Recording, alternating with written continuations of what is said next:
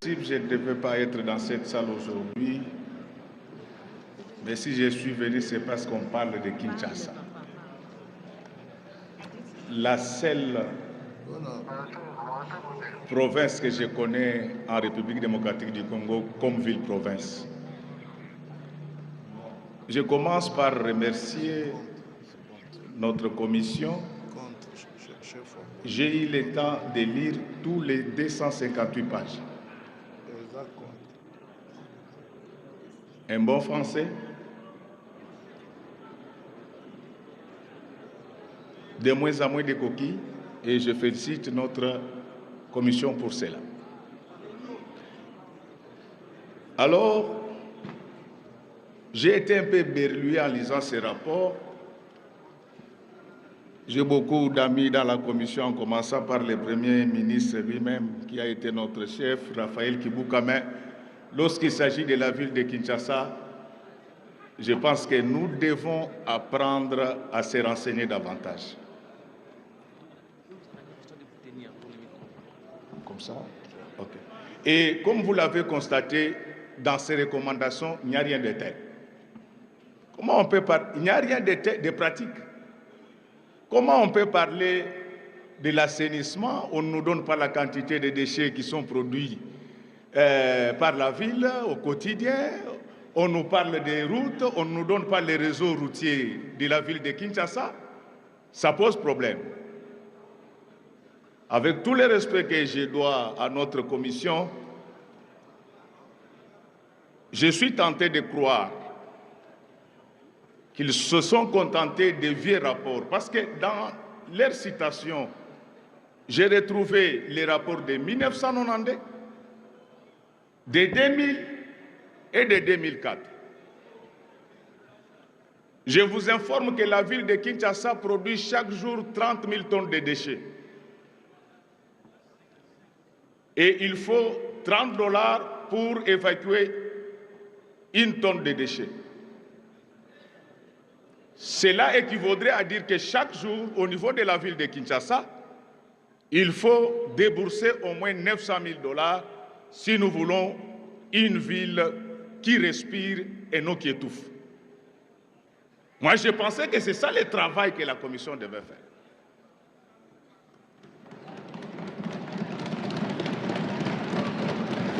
Et au lieu de chercher à aller en mission à l'intérieur, encore là, je demande très poliment à notre commission de lire la Constitution de la République démocratique du Congo.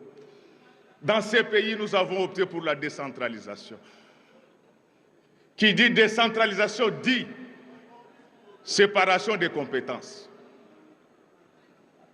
Et lorsque vous lisez les dispositions combinées des articles 202, 203, 204 de notre Constitution, l'habitat et la voirie relèvent des compétences exclusives des provinces. Si on avait lu cette disposition, on n'allait même pas parler de cette affaire aujourd'hui. Nous sommes des législateurs. Apprenons nous-mêmes à respecter nos textes. S'agissant des embouteillages, je suis d'accord parce que là, ça fait partie des prérogatives concurrentes. Mais pour parler des embouteillages dans la ville de Kinshasa, il faut connaître la ville de Kinshasa. La ville de Kinshasa a un réseau routier de 3850 km et à ce jour, c'est seulement 850 km qui sont asphaltés. Et non seulement que ces 850 km sont asphaltés, mais elles l'ont été mal. Et ça se casse tous les 6 mois. Et pour ça, on n'a pas besoin de faire des commissions. Si on veut le faire, ceux qui ont construit ces routes sont connus. Les boulevards triomphales construits par Mosée Laurent Désiré Kabila résistent à l'épreuve du temps malgré la mort de son initiateur. La route de Maluku construite par Mobutu résiste à l'épreuve du temps comme un roseau qui se plie mais ne se casse jamais. Qu'est-ce qui fait que ces routes qu'on construit, et c'est pire encore, et Lengue, ça a coûté 3 millions par kilomètre. Donc ça doit être une route céleste. Ceux qui sont à la base de cette forfaiture circulent librement et gardés par la police. On se moque de qui? Est-ce qu'on a besoin d'émissions pour ça? C'est simple comme bonjour. Il suffit de demander au ministre des Finances de nous donner la liste des paiements effectués de 2019 à ce jour, parce que le président de la République dépense beaucoup d'argent pour ces routes. J'ai géré la ville de Kinshasa, j'en sais quelque chose. Alors, maintenant, lorsque nous prenons la liste des décaissements, soyez calme, vous serez exorcisés. Je vais vous opposer les marchés centrales. Ça, même Léopoldin ne l'a pas fait. Et nous l'avons fait sans aucun franc de l'État congolais. Alors, si aujourd'hui on récupère l'argent détourné par ceux qui ont construit ces routes, on va refaire les routes intérieures et il n'y aura plus de problème. Honorable Président, je voulais vous demander poliment que notre commission reprenne sa copie. Ça, ce n'est pas Kinshasa, ça doit être une autre province. Je ne suis pas le seul à le constater. Dans cette salle, c'est plein des anciens dirigeants de la ville de Kinshasa. Nous ne nous retrouvons pas. Une minute. Une minute, président. Une minute. Et il a dit une pour la route. Oui, parce qu'on m'a dit que vous étiez là, qu'est-ce que vous avez fait? Je vous ai donné les grands marchés, je vous ai donné l'éclairage public. Quand j'étais là, les routes étaient balayées de jour comme de nuit. Et je vous informe, s'il vous plaît, collègues, et je vous informe que pendant tout notre mandat, la seule année où nous avons reçu beaucoup d'argent, c'était seulement 8% de notre rétrocession. Et je pense que nous méritons ne fût-ce qu'une médaille d'or. Merci beaucoup. Merci, merci beaucoup, honorable Godem Boyi. Honorable Abdallah, vous avez 5 minutes, donc à 17h15. Merci beaucoup, honorable président, pour la parole. Je vais vous surprendre positivement, je vais même prendre moins de minutes. Très bien.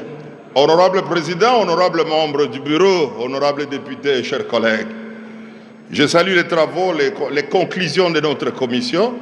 Je pensais personnellement que notre commission allait aboutir à recommander au gouvernement l'instauration de l'état, j'allais dire de siège, mais je dirais d'urgence dans la ville de Kinshasa, parce qu'effectivement, il y a nécessité à ce qu'on sauvegarde les vies humaines. Nous sommes en train de continuer à maintenir l'état de siège à l'Est, alors qu'ici, là où nous vivons, les images qui ont été projetées, chacun de nous a fait semblant comme si c'était de nouvelles images, alors que nous les vivons nous-mêmes tous les jours. Rien de surprenant, nous nous habituons à ça. Une grande recommandation que le gouvernement instaure l'état d'urgence dans la ville de Kinshasa pour cause d'insalubrité. Il y a un collègue qui est passé ici et qui a pensé dire que c'est un domaine exclusif de province. Non, c'est un domaine concurrent. Ça entre dans ce qu'on appelle la prévention des épidémies. Voilà, et là, il suffit de lire l'article 203 de la Constitution, je crois à son point 17, si ma mémoire ne me trahit pas. C'est dans le cadre de la prévention des épidémies. Ce qui nous garde, c'est grave. Ce qui nous guette, c'est grave, honorable président. Mais pour terminer, j'ai un point. Je veux dire que nous avons eu à formuler des recommandations à l'endroit du président de la République. Non, s'il vous plaît, chers collègues. Le président de la République est irresponsable devant nous.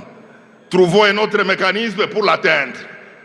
Pas à travers une recommandation de ce genre-là, qui risque à un certain moment de frisser et de penser que nous sommes en train de violer la Constitution. Je dis et je vous remercie. Merci beaucoup, merci. Les recommandations que vous formulez, effectivement, c'est pour tenter d'enrichir le rapport de la commission. C'est seulement après cela qui sera définitivement adopté pour être transmis au gouvernement. Donc, nous allons supporter qu'il ne soit pas complet. Il va être enrichi effectivement avec ces recommandations qui sont prises en compte dans la rédaction de la version finale. Honorable Daïda Moleka, et agissons et bâtissons.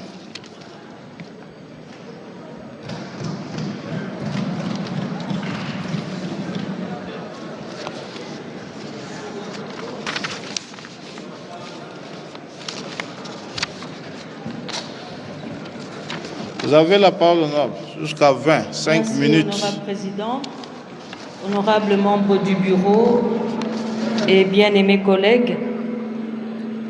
J'aimerais faire 3 petites recommandations, tout en saluant le travail de haute facture abattu par la Commission. Il est impérieux pour nous de faire les remarques suivantes.